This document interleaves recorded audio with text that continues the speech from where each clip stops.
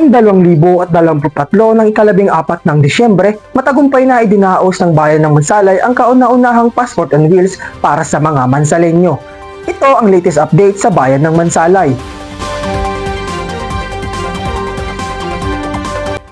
Sa inisyatibo ng Municipal Mayor Honorable Ferdinand Tutoy Maliwanag at Vice Mayor Shernan Gamol sa pangunguna ng PESO Manager Sir Alan Fabila at mga staff nito kasama ang Department Foreign Affairs, ginanap ang kauna-unahang Passport on Wheels sa bayan ng Mansalay, na kung saan naging pabor ito sa bawat individual na nagnanais magkaroon ng kani-kanilang sariling passport.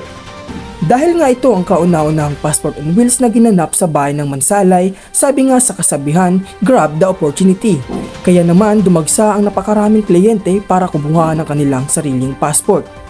Sa katunayan, hindi lamang taga Mansalay ang kumuha ng passport, sapagkat dumayo din ng ilang karatig bayan para kumuha ng kanilang passport.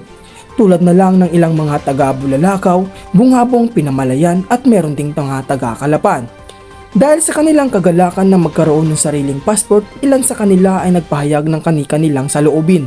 Good morning po. Ako po si Giselle Gampirio Sinoding, taga Narisita Mansalay Oriental Mindoro, at nagpapasalamat po ako sa Passport on Wheels dito sa Mansalay dahil unang-una po sa lahat, malaking tulong po sa amin kasi since nag-work kami, yung time namin sa trabaho is hindi ka agad basta-basta makaalis. So yung tipid ng oras at saka sa financial, malaking tulong talaga ito sa amin. And for that, thank you, Mayor Totoy Maliwanag, for this service. At sana po, marami pang katulad namin ang matulungan ng service ito. Thank you.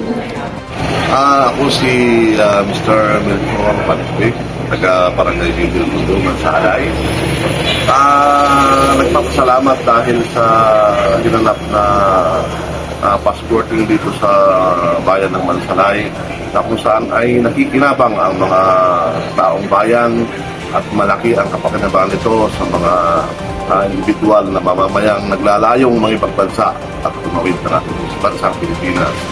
So sa bagay na ito ay pasasalamatan natin ang ating Municipal Mayor, Mayor Totoy Maliwanag.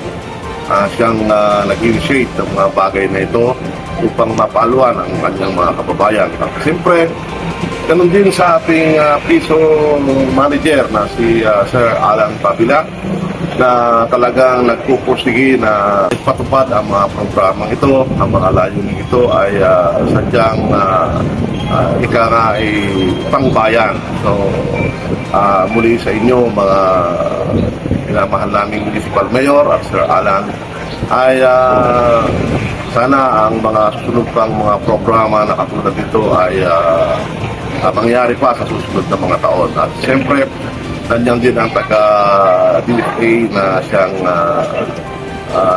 nagbigay ng panahon upang